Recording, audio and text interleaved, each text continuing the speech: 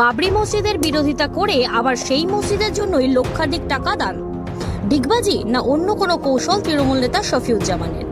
বাবরি মসজিদের টাকা দানের পর রাজনৈতিক মহলে এখন লাখ টাকার প্রশ্ন এটাই। চলুন টাকা দান নিয়ে কি বলছেন শফিউজ্জামান, শুনে নেওয়া যাক তার মধ্যে।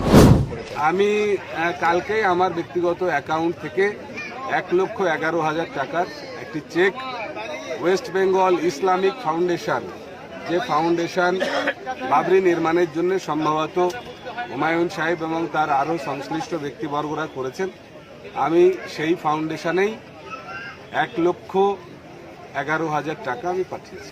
যে মসজিদ মানুষ খালি পায়ে মাথায় করে ইট নিয়ে গিয়ে সেখানে দাঁড়িয়েছে, সেই মসজিদ হোক, সেই মসজিদের নির্মাণ আমরা সহৃদয় মুসলমানরা করব। এখানে যেন কোনো হুমায়ুনের মুখাপেক্ষী হয়ে আমরা না থাকি। তার কারণ তার শর্ত পূরণ হবে না, 100 সিটের 90 সিটের শর্ত। আর আমরা শর্ত দিয়ে মসজিদ বানাই না, আমরা আমাদের খোদাভীতি থেকে, খোদাপ্রীতি থেকে মসজিদ বানাই। তাই মুসলিম দুনিয়াকে, মুর্শিদাবাদের মুসলিমদেরকে আমি অনুরোধ করব যে আপনারাও নিজেদের সামর্থ্য মতন, সাধ্য মতন সেখানে সহযোগিতা নিয়ে হাজির হবেন। আর আমি আরও একবার আপনাদেরকে কথা বলছি, এই বাবরির নির্মাণ কার্য শুরু হোক, আমি আরো একবার আমার সহযোগিতা নিয়ে পাশে দাঁড়াবো। আর বাবরিতে শফিউজ্জামানের দানের পরে তা নিয়ে হুমায়ুনের কি প্রতিক্রিয়া, সেটাও আপনাদের শোনাবো। আর এক চটিচাটা আছে, তার নাম শফিউজ্জামান।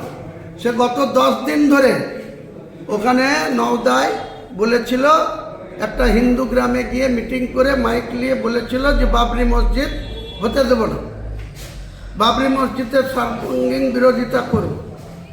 তারপরে যখন তার বাড়ির আশপাশের লোক যখন তাকে হুক শুরু করেছে যে তোমাকে এখান থেকে চাকরি গুটাবো, তোমাকে এখান থেকে বাড়ি ছাড়া করবো, সে আবার আমাদের লোককে ফোন করে নিজে বাঁচার জন্য আবার যে বলছে বাবরি মসজিদ হবে না, সেই ট্রাস্টিকে টাকা দিচ্ছে 1,11,000 টাকা। তাহলে এটা এই তৃণমূলের লোকদের আপনি কি ব্যাখ্যা দেবেন?